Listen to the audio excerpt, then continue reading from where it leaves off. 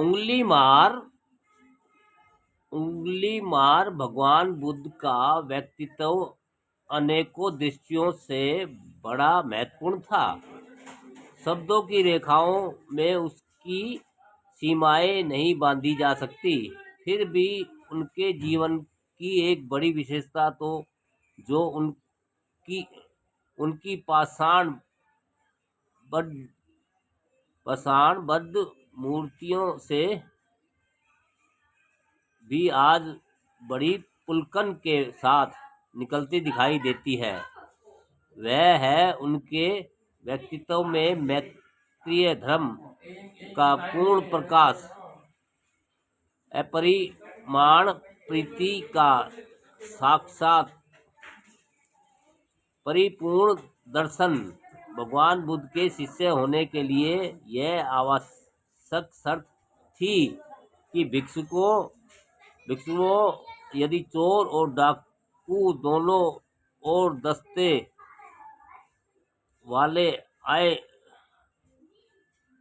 आरे से तुम्हारे एक एक अंग को भी काटे तो वहां पर भी जो अपने मन को दूषित करे वह मेरे शासन के अनुकूल आचरण करने वाला नहीं है।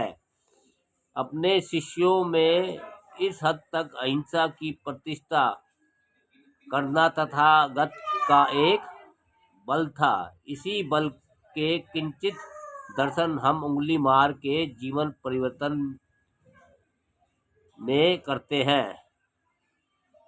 उंगली मार कौशल देश का एक प्रसिद्ध डाकू था। कहा जाता है कि उसने आदमियों की मार मार कर उनकी उंगलियों की माला बनाकर अपने गले में पहन रखी थी, इसलिए उनका नाम उंगली मार पड़ गया था। वैसे उसका क्या नाम था वह किसी को पता नहीं था। कौशल देश में उसने अपनी निर्दय हत्याओं से बड़ी तबाही मचा दी थी। गांव के गांव उसके डर से खाली हो गए थे। अंत में जनता ने दुखी होकर राजा से प्रार्थना की कि कौशल देश का राजा उस समय प्रसन्नचित्त था, परंतु वह भी क्या करता। जगह जगह उसने पुलिस की टुकड़ियां भिजवा दी। पुलिस का प्रबंध उस समय था ही, परंतु वह डाकू हाथ न आया। राजा प्रसेनजित स्वयं भी घोड़े पर सवार होकर बहुत दौड़ धूप कर रहा था, परंतु उसके भी हाथ उंगली मार नहीं आया। उंगली मार की माता जो कौशल देश की ही थी, इन सब हलचलों को देख रही थी। उससे न रहा गया। अपने पुत्र की जान खतरे में देख वह चुपचाप उसे समझाने लगी। इधर उंगली मार ने यह व्रत ले लिया था कि वह 1000 आदमियों को मारकर उनकी एक एक उंगलियों को इकट्ठा कर उन सबकी एक माला बनाकर पहनेगा। इनमें सिर्फ एक ही प्राणी की उंगली की कमी थी। इसी बीच उस नृशंस ने अपनी माता को दूर से आती हुई देखा। वह उसे मारने को दौड़ा। उसकी मातृ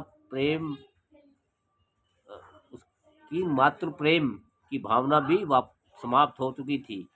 इसी बीच भगवान बुद्ध भी 30 योजन की दूरी से उंगली मार को समझाने के लिए चल दिए कि वह इन कृतज्ञों को छोड़ दे। रास्ते में भगवान को अनेक किसान, ग्वाले और राहगीर मिले, जिन्होंने उन्हें समझाया, बनते इस रास्ते से न जाए।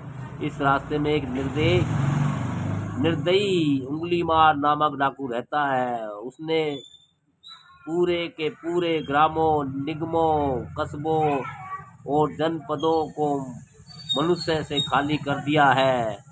यह मनुष्य को मार मार कर उनकी उंगलियों की माला पहनता है। इस मार्ग पर 20-30 तक आदमी इकट्ठा होकर जाते हैं, तब भी वह उंगली मार के हाथ में पड़ जाते हैं। भगवान मौन धारण कर आगे चलते ही गए। जैसे ही उंगली मार अपनी माँ को मारने के लिए दौड़ रहा था, भगवान उसके बीच रास्ते में जा खड़े हुए और लगे उंगली मार की तरफ निर्भीकता पूर्वक बढ़ने।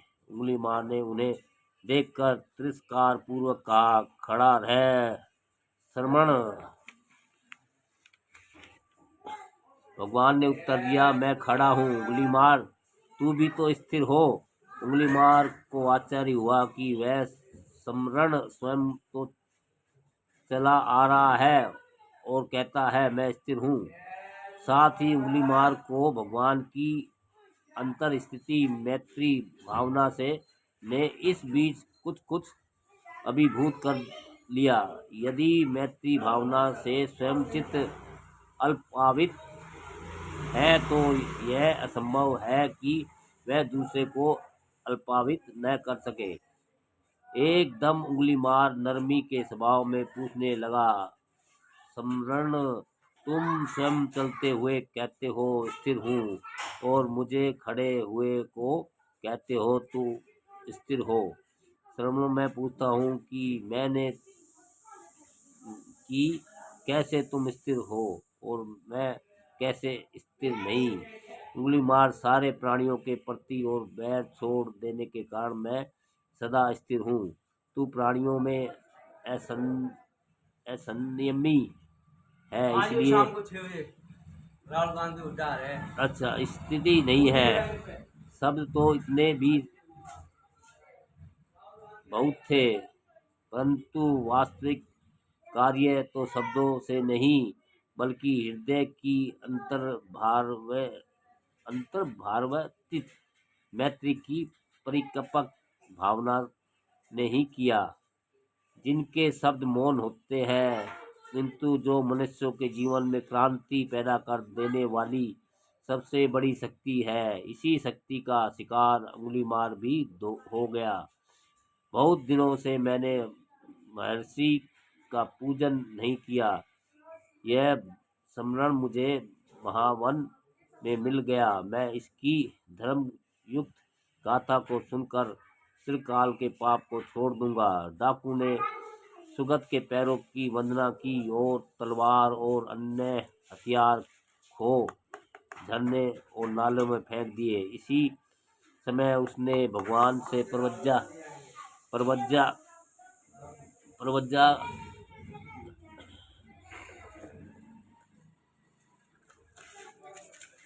प्रवज्जा भी मांगी। उसकी प्रार्थना स्वीकार करते हुए करुणा में महर्षि ने उंगली मार से कहा, आ भिक्षु, यह धर्म सुआख्यात है। अच्छी प्रकार दुख के विनाश के लिए तू ब्रह्मचार्य का आचरण कर।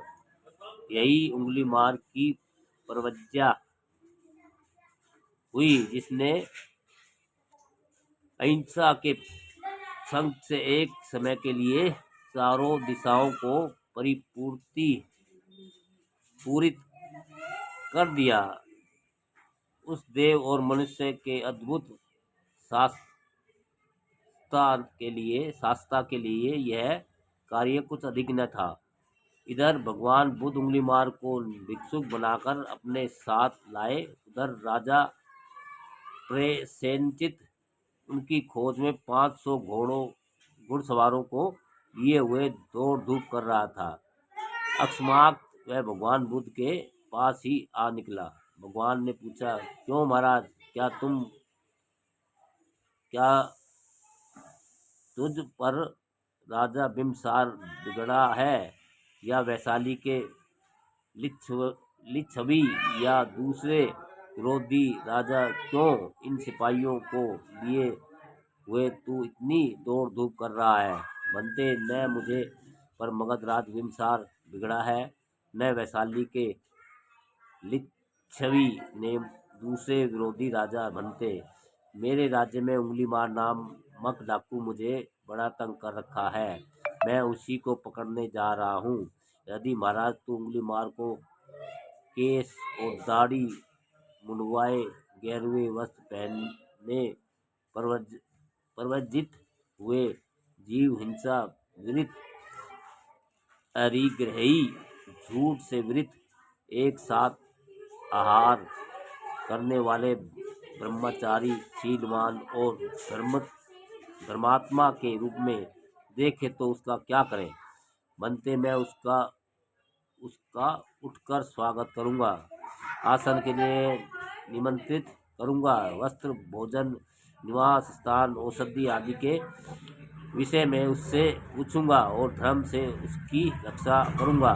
पर बनते उस दुराचारी पापी को ऐसा शील संयम कहाँ होगा। भगवान ने उंगलीमार को, जो उनके पास ही बैठे हुए थे, वहां से पकड़कर प्रसन्नचित्त के सामने करते हुए कहा, महाराज यह है उंगलीमार। प्रसन्नचित्त को तो उंगलीमार का नाम सुनते ही कपकपी आ गई। निश्चित ही उंगलीमार इतना ही भयंकर डाकू था और बिना सम्यक ज्ञान के भय तो कहाँ से छूटे। भगवान ने प्रसेनचित्त को धीरज दिया, महाराज नहीं, ये शास्ता के पास आए। शास्ता ने उनकी इस प्रशांत गंभीरता को देखकर उन्हें अपने वास्तविक अर्थों में ही ब्राह्मण कहकर पुकारा और कहा, ब्राह्मण तूने, अरे अपने यहाँ होगा इसमें स्वीकारा लिया। ब्राह्मण तू तो स्वीकार कर लिया है। जिस कर्म फल के लिए अनेकों 100 वर्ष, अनेक 1000 वर्ष अधम योनियों में पचना पड़ता है, उस कर्म विपाक को ब्राह्मण तू ही जन्म में भोग रहा है।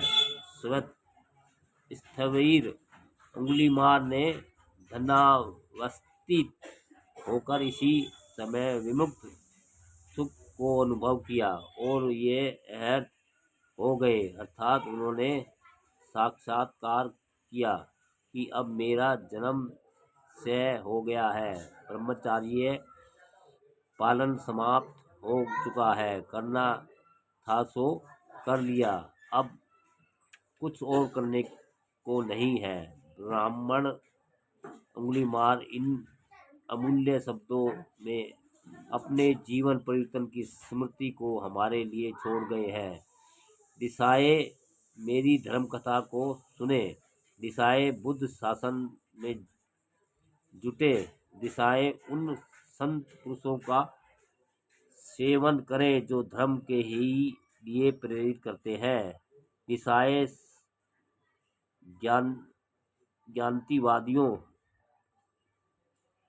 ज्ञानतिवादियों के मैत्री प्रसंगों के धर्म को समय पर सुने और उसके अनुसार चले। वह मुझे या किसी दूसरे को नहीं मारेगा, वह परम शांति को पाकर स्थावर जंगम की रक्षा करेगा।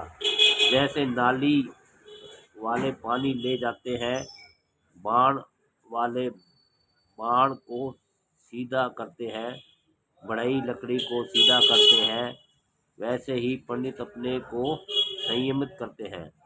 कोई दंड से दमन करते हैं, कोई शस्त्र और कोड़े से भी। तथागत ने बिना दृढ़, बिना शस्त्र के ही मुझे संयमी बना दिया है। पहले का हिंसक, आज मेरा नाम अहिंसक है। आज मैं यथार्थ नाम वाला हूँ, किसी की हिंसा नहीं करता। पहले मैं उंगलीमार नाम से प्रसिद्ध था, बाढ़ में डूबते बुद्ध की शरण आया।